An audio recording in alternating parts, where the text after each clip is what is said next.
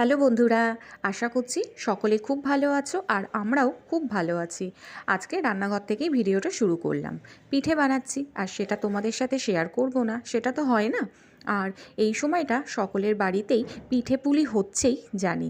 প্রত্যেক বছর যেমন ঠান্ডা পড়ে এই সময়টা গঙ্গাসাগরের হাওয়া বয়, এই বছর কিন্তু সেরকম হচ্ছে না, যার জন্য পিঠের সময় যেরকম ঠান্ডা থাকে সেই রকম কিন্তু ঠান্ডাটা নেই।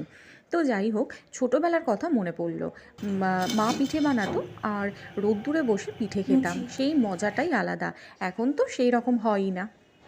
তো দেখো এখানে তেলের পিঠে আর আজকে পিঠে বানালাম আর বানাবো পুলি, কারণ পুলিটা বানাতে না অনেকটা সময় লাগে, যার জন্য শেষের দিনই পুলিটা বানাবো ঠিক করলাম। তো দেখো তেলের পিঠেগুলো কেমন ফুলছে।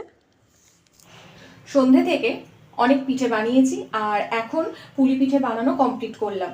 তো আজকের পিঠের লাস্ট, তার জন্য ওই খোলার একটা পিঠে আছে না, ওই খোলার পিঠেটা করলাম, নাহলে ওটা করতাম না। আর করেছিলাম তেলের পিঠে আর পুলি করছি। এটা করতে করতে আমার অনেকটা সময় চলে গেছে, যেহেতু আজকে মেয়ের পরীক্ষা শেষ, তার জন্য আজকে এই পুলি পিঠেটা বানালাম। আর ওখানে আমার ছেলে কথা বলছে, সমানে কথাটা হয়তো তোমরা শুনতে পাবে, তো ওটা ইগনোর করো। আর যাই হোক, এবার মেয়ের পরীক্ষা শেষ হয়ে গেছে বলে এই পিঠেটা বানানোর সাহস করলাম, কারণ পুলি পিঠে বানাতে না প্রচুর সময় লাগে।